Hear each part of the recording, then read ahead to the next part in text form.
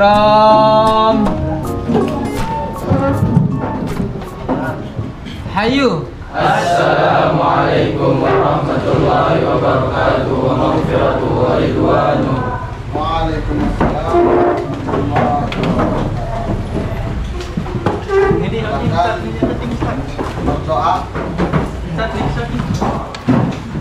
Berdoa dimulai. Bismillahirrahmanirrahim. Allahumma inna nas'aluka bika an tusalli wa tusallim ala sayyidina Muhammadin wa ala sairil anbiya'i wal mursalin wa ala alihim wa sahbihim ajma'in wa an tu'ammirana wa tarwaqana wa talbana fi furu'ina ila yaumiddin wa an tansurana wa taftaha alaina wa tarzuqana wa tahfazana wa taghfir lana wa li jami'il muslimin. Ya Allah, Ya Hayyu Ya Qayyum, La ilaha illa Anta. La ilaha illa anta subhanaka inna kunna minadh dhalimin. Nah, sebelum kita mulai buka karab kita, lihat ada begini. Muhammad Isran Mufid. Aldi nanti. Arya Imam Samudra. Awwab Habibur Rahman. Darida Al-Falahian. Erwin Audi Azhari.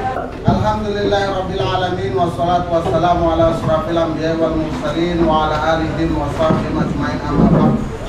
Alhamdulillah pada kesempatan ini kita bisa bersua kembali dalam rangka melanjutkan muzakarah kita, yang mana pada pertemuan sebelumnya kita sudah membahas tentang nasikh mansukh, dan sekarang kita akan membahas tentang ta'arudul al-adillah atau ta'arud al-adillah, yaitu kontradiksi antara dua dalil. Nah, apa kaitannya nasikh mansukh dengan kontradiksi dua dalil ini atau ta'arud al-adillah ini?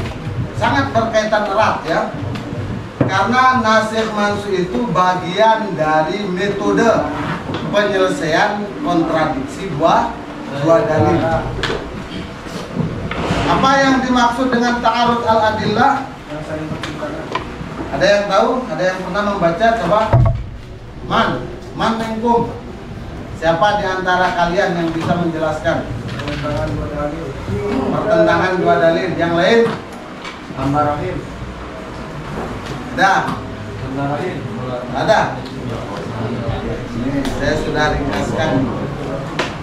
Jadi ta'arud al-adillah secara bahasa artinya sesuatu yang bertentangan atau berlawanan. Sedangkan secara istilah adalah saling berlawanan antara dua hujah yang sama derajatnya. Di antara keduanya terdapat kewajiban yang berbeda dengan yang lainnya, seperti halal dan haram, menafikan sesuatu atau menetapkannya. Jadi yang dimaksud dengan kontradiksi dalil hukum adalah saling berlawanannya dua dalil hukum yang sama derajatnya. Jadi syarat kontradiksi dalil itu bisa kita katakan syarat ya. Dua-duanya harus berbentuk dalil, bukan berbentuk ungkapan manusia. Artinya bukan berbentuk kaul ulama, tapi dua-duanya berbentuk nas. Bisa berbentuk nas Al-Quran, bisa berbentuk nas hadis. Bahkan bisa juga qiyas ya, bahkan bisa juga qiyas. Yang intinya kedua dalil ini yang kontradiktif ini harus sama-sama kuat, derajatnya harus sama. Maka menurut mayoritas ulama tidak memungkinkan terjadinya, misalnya tentang hadis Rasulullah SAW. Apa bunyi hadisnya? Kuntu nahaitukum an ziyaratil qubur. Dulu atau saya melarang kalian untuk berziarah kubur. Kemudian datang hadis Rasul yang kemudian, qala Rasulullah sallallahu alaihi wasallam, qad kuntu nahaitukum an ziyaratil qubur.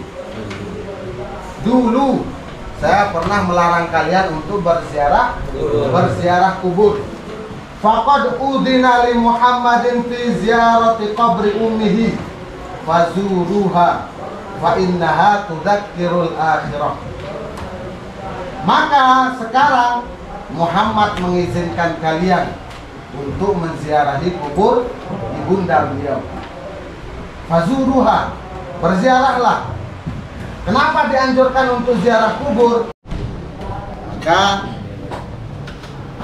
itu yang menyebabkan karena keterbatasan pemahaman manusia terhadap nas-nas Al-Quran dan nas-nas hadis, itu yang menyebabkan terjadinya kontradiksi antara dua dalil.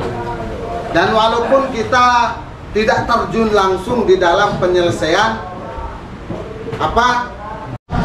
ilmu asbabun nuzul, karena penting untuk seorang mufti yang akan menyelesaikan atau menjadi problem solving terhadap suatu hukum yang belum terpecahkan, maka penting bagi mereka atau wajib bagi mereka untuk mengetahui asbabun nuzul atau sebab-sebab turunnya ayat. Man asbaha junuban fala yasumu. Siapa saja yang junub paginya, maka dia tidak boleh berpuasa. Tapi di satu sisi hadis yang diriwayatkan oleh Siti Aisyah dan Ummu Salamah mengatakan bahwa Rasulullah Shallallahu Alaihi Wasallam memasuki waktu subuh dalam keadaan jima, bukan karena mimpi, kemudian beliau tidak berbuka dan tidak mengkodoknya. Artinya di dalam hadis yang kedua ini beliau itu tetap berpuasa meskipun dalam keadaan junub. Maka sepakat para ulama, penyelesaiannya seperti apa kalau hadis yang seperti ini? Maka nanti metode penyelesaian ta'arudul al-adillah itu ada 4. Yang pertama, al-jam'u wat taufiq, dengan cara dikompromikan, dicari titik temunya sehingga bisa diamalkan kedua hadis tersebut. Yang kedua dengan cara nasikh mansukh seperti yang kita sebutkan tadi. Yang ketiga dengan cara tarjih. Apa arti tarjih? Dimenangkan salah satu dari dua dalil, dilihat dari segi perawinya atau dari segi redaksi hadis tersebut. Maka sepakat para ulama dalam dua hadis ini, ulama sepakat. Oke, boleh kita tutup. Diri mana masa idah kalau misal suaminya itu nelayan, nah terus dia hilang di lautan, tidak ditahu mati hidupnya, tidak pasti hidup atau mati, hilang di lautan. Berapa lama ditunggu sama istri? Bagaimana dengan masa iddah seorang istri yang ditinggal oleh suami, yang tidak diketahui keberadaan suaminya, ya? Apakah dia masih hidup? Secara umum ini, entah dia hilang di lautan atau dia hilang di pegunungan atau di mana saja, pokoknya hilang, tidak ada jejak, tidak ada kabar, maka masa iddahnya sama dengan istri yang ditinggal mati oleh suaminya, yaitu 4 bulan 10 hari. Wallahu a'lam bishawab. Adapun bagaimana masa iddah dengan wanita yang baru menikah? Ini baru menikah, tapi belum digauli, belum dia sek-sek sama suaminya, ya. Bagaimana masa iddahnya? Ada nggak masa iddahnya? Nah, bagi perempuan yang dinikahi oleh seorang laki-laki, kemudian belum digauli, langsung ditalak, misalnya setelah akad nikah langsung ditalak, maka dia tidak memiliki masa iddah. Karena ini termasuk penghinaan terhadap wanita. Maka nanti kalau kalian menikah, pilihlah calon kalian yang betul-betul baik, orangnya soleha, agamanya bagus. Jadi kesimpulannya, hukum-hukum di dalam aturan di dalam kita beragama ini sangatlah luas, banyak ya. Sangat banyak. Banyak pula permasalahan-permasalahan yang muncul yang penyelesaiannya juga tidak harus sama dengan hukum-hukum yang sudah ada seiring dengan perkembangan zaman. Kondisi masyarakat berbeda-beda.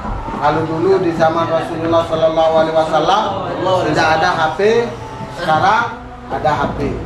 Ya, maka dengan materi Ta'arud al-Adillah ini kita bisa mengetahui bahwa ketika terjadinya perbenturan atau kontradiktif antara dua dalil atau lebih, maka para ulama memberikan solusi. Yang pertama bisa dengan cara al-jam'u wat taufiq, yang kedua bisa dengan cara tarjih, yang ketiga bisa dengan cara nasakh mansukh, yang keempat kalau tiga cara ini tidak bisa, yaitu dengan al-jam'u wat taufiq sudah tidak bisa, dengan cara dinasakh tidak bisa, dengan cara ditarjih tidak bisa, maka cara yang terakhir yaitu tasaqut ad-dalalain, yaitu menggugurkan kedua dalil ini, menggugurkan kedua dalil tersebut. Hewan naktafi bihadzal qadar barakatan wa kifayatan, wa insyaallah sanaltaqi fi waqtin akhar. Wallahul muwaffiq wal hadi ila sabilir rasyad. Wassalamu alaikum warahmatullahi wabarakatuh. Waalaikumsalam warahmatullahi wabarakatuh. Salat ya. Ampun terus.